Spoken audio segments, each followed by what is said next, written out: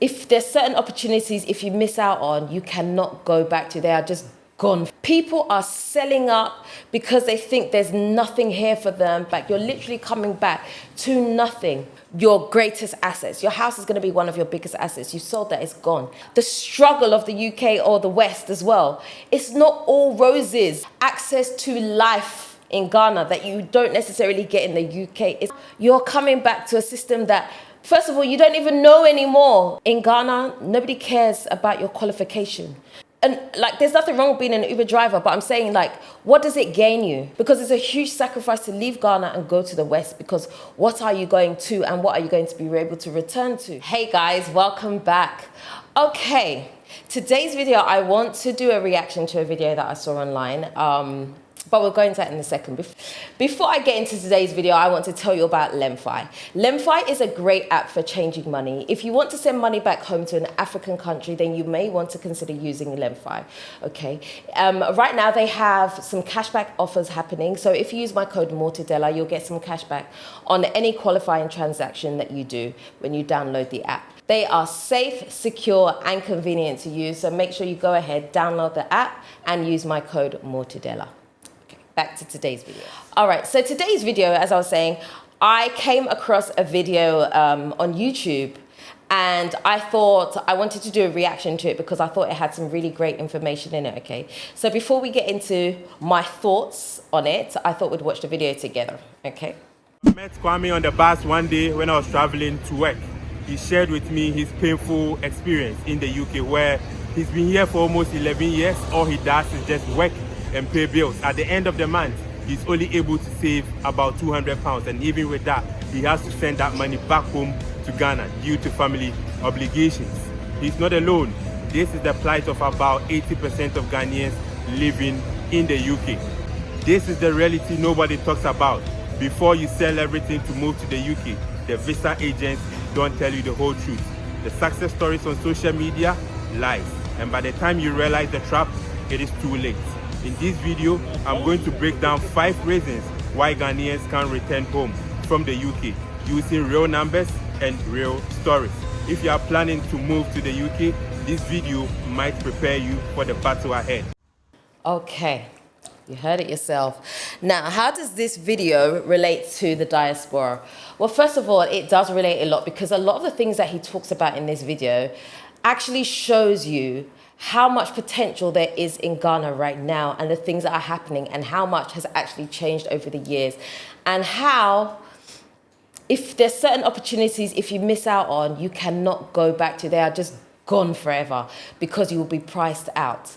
But I don't want to get too deep into that, right? So first of all, let me give my take on some of the things that he said. Now, the reason that I wanted to do a reaction in this video, because I think it's very, very important to understand, especially for a lot of Ghanaians who want to leave here and go to the UK, because there's this huge rush to run to the UK, but you're looking at it only from one perspective, right? You're looking at, okay, I'm going to go to the UK, I'm going to work, I'm going to hustle, I'm going to earn this, that, and the other. But you're not necessarily looking at what you're leaving behind and potentially what can change. And that is the trap that he's pretty much talking about. People are selling up because they think there's nothing here for them. And so they sell everything and they go to the UK and they start again and they think, okay, well, I'm earning pounds here. You know, my pound is worth this compared to the city, and that's what they're looking at. But the picture is much, much greater than that. And a lot of us have fallen into this trap, especially for some of us, our parents, let's be honest, our parents have fallen into that trap where they went to the UK or they went to the West, anywhere, whether it's the States or whatever. It's pretty much the same story, right? They've left Ghana, gone to the West, and they're in search of this new lifestyle, this amazing lifestyle, right? Where they get to have access to more money, right? Better earning potential.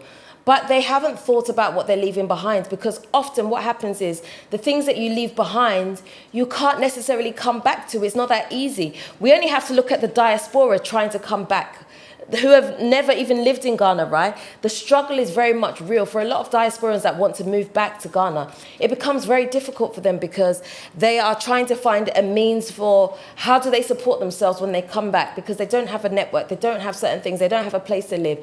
And it's almost like when you leave Ghana and you go to the West for so many years, coming back, you put yourself in that exact same position as a diasporan who has never even been to Africa or Ghana before, or has never lived here before. You know, it's like you are literally starting from ground zero. So you have a Ghanaian who's left, gone to the West, and now wants to come back. You're literally coming back to nothing. You know, as he speaks in the video, he's talking about having to send money. You have this obligation where you have to send money back to family, and that's very true statement. You cannot have left Ghana, left your family behind, and not have to send money back. It is your obligation to send money back.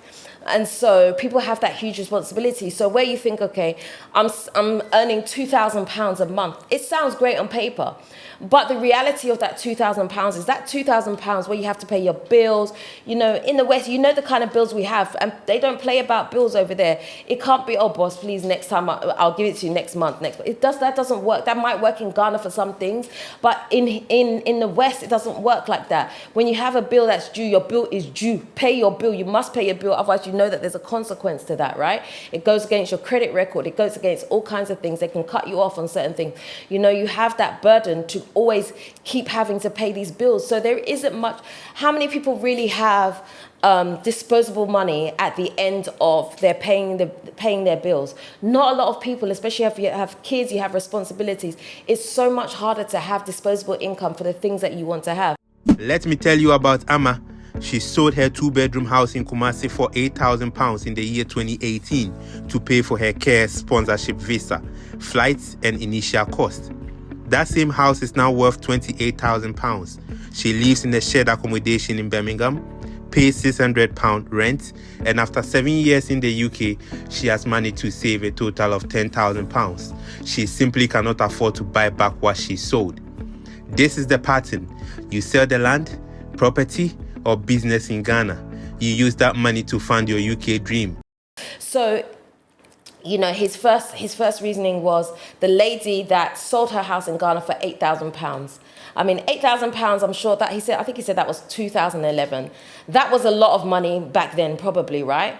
So you come, I mean, she's had to fork out for, you know, her transition to the UK, right? So she's had to fork out so that. So she's not even gone with 8,000 hard cash in her pocket like that. She's probably had to save more than that to set herself up for some type of lifestyle when she gets there, right? There are expenses that are involved in that. So even when she gets there, it's like, okay, you've sold your house. Now you have nothing to come back to because you've almost burnt your bridges in Ghana here because you probably sold pretty much your greatest assets. Your house is going to be one of your biggest assets. You sold that, it's gone. Now he talks about however many years later, I can't remember what the number was, coming back, the house is now worth 28,000. So that's 20,000 that you potentially could have had. I mean, personally, I don't believe that you should sell a house if you have a house in Ghana unless it's for dire reasons, right? I don't believe in necessarily selling house unless you're upgrading somehow, right? But not just selling it for selling's sake, if you can help it. I don't believe in that. But anyway, so the house was now valued at 28,000. That's £20,000 cash in your pocket already. Now you've gone to the UK. How much are you now saving a month? He gave numbers in the video, right? He said you may be able to save like £200 a month. £200 a month. Calculate £200 a month. How much is that at the end of the year that you're talking about? It's not a huge deal of money. It's not something where you can be like, okay, yeah, this was definitely worth it. Let's talk about the struggle of the UK or the West as well. It's not all roses. At least in Ghana here, right? You may not make some money, but there's somewhere you could get some enjoyment. There's some freedom. There's access to life in Ghana that you don't necessarily get in the UK. It's so hard to have those days. You may have the one-off where you have a great weekend, you know, but then you have Monday where you're going to work, you're going to struggle, you're going to sweat for somebody else. You know, it's that hustle that becomes very, very difficult for people. You don't necessarily have that hustle in the same way in Ghana. It's a different lifestyle. So now you've sold.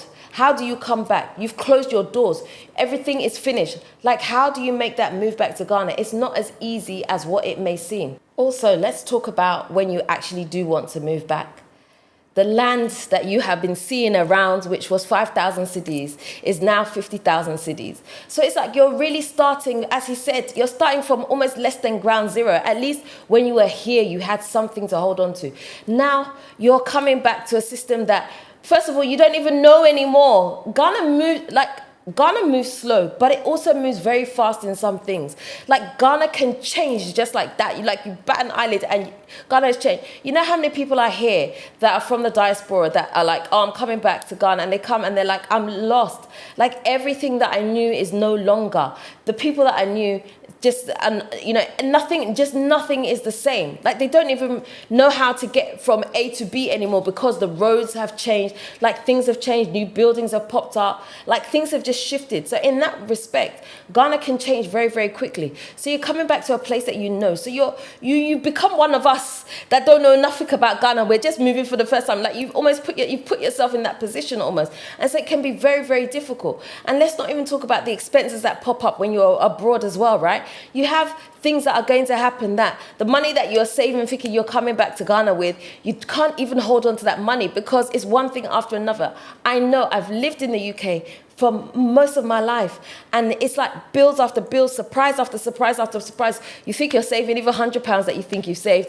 Your £100 is not longer, you can't even hold on to the £100 anymore. It becomes so difficult, and it's very hard to get out of that race unless you are making really good money. Right now, the UK, things are very, very expensive. It's hard over there for people. And so you trying to say, okay, I'm leaving there and I'm coming back to Ghana, you need to have extra money to be able to make that move. And we all know, those of us in the diaspora, we know the cost of what it's like to have to move back, the costs that are involved, shipping your stuff, finding a place to stay. I mean, he mentioned car, but even car, you don't even have to, you can manage without a car. But you need somewhere to stay. Where are you going to stay? It's so difficult. Another thing that he mentioned in the video is that, you lose a lot of the connections that you have. And that is so true. In Ghana, nobody cares about your qualification. So whatever work you think that you are doing in the UK, whether you were, I don't know, the head of whatever, those qualifications don't necessarily translate when you come to Ghana. I mean, it might look nice on paper, but it really doesn't get you very fast. Ghana is pretty much about your connections, your network. I say it all the time. It's about who you know, okay? Not what you know, it's about who you know. Now, if those connections are not still there, you're talking about you've been in the UK or America for 10 years, right? Now you're coming back to people who have moved on with their life. They've married, they've got higher paying jobs, they've secured themselves a future here. Now you, who's been in the West, as he said, you've been an Uber driver, there's nothing wrong with being an Uber driver, but I'm saying, what does it gain you?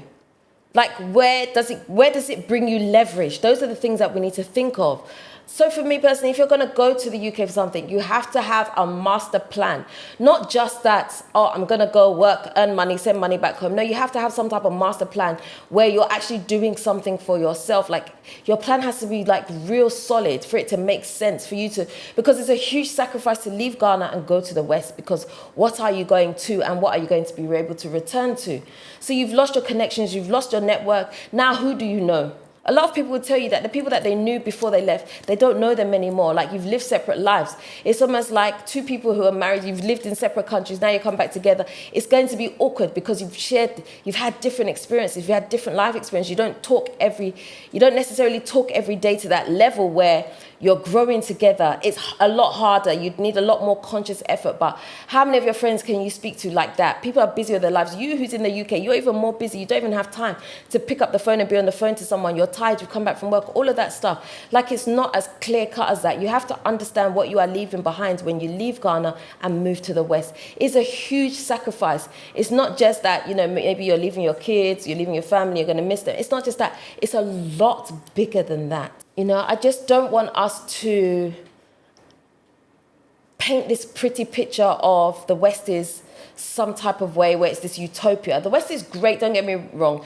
And I'm not saying that don't go to the West if you have the opportunity to go. That's not what I'm saying. But I'm saying make sure you put a plan in place for certain things.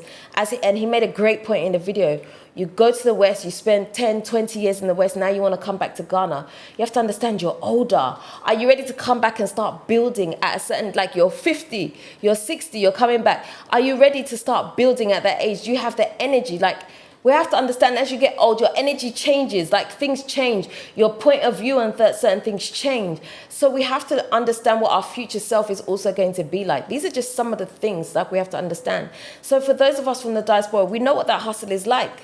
So if you've been in the West and you're coming back, you have to make sure that you also have a tight plan. Like, let this video be a lesson for all of us that are coming back. So even for myself, coming back, I was just fortunate that, you know, I was able to have something that, you know, my dad was already here, so I had some kind of landing. It made it easier for me. But if I had had to do it with nothing here, it would have been extremely difficult for me. I still would have done it because it's, you know, it's what I wanted to do at the time. But it would have been a lot harder for me. I wouldn't have certain things that I have now. And so for that, as I said before, I'm very grateful for that. But it doesn't mean it's been easy for me. And it's not easy for a lot of people who have tried to return. It's not been. So that's just something for us to think about. Yeah, we need to think of plans. We need to think of things and look at the bigger picture. We really, really do. But anyway, that's just some food for thought for you. Don't forget, definitely download the Lemfi app, especially if you're sending money back home during the season. Download it, use my code Dela. And that's it. But again, if you are moving to Ghana and you would like to do a one-to-one consultation with me, do send me an email to dela@mortidela.com. My gosh, I'm speaking way too fast. dela@mortidela.com. Also, if you're looking for a place to stay when you come to Ghana, you'd like a soft landing while you set yourself up, or if you're just looking for somewhere short-term to stay, I have 2 one-bedroom apartments that are available. Again, send me an email, same email address, dela@mortidela.com, and we can arrange something for you. And that is pretty much it. If you haven't already subscribed to this channel, do me a favor, hit the subscribe button and the notification bell. Don't forget to also like, comment, and share this video. Until next time, I am out. Nutivafa.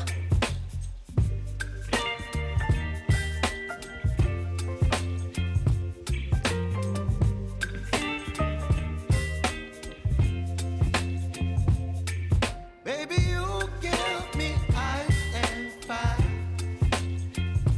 You're giving me wings.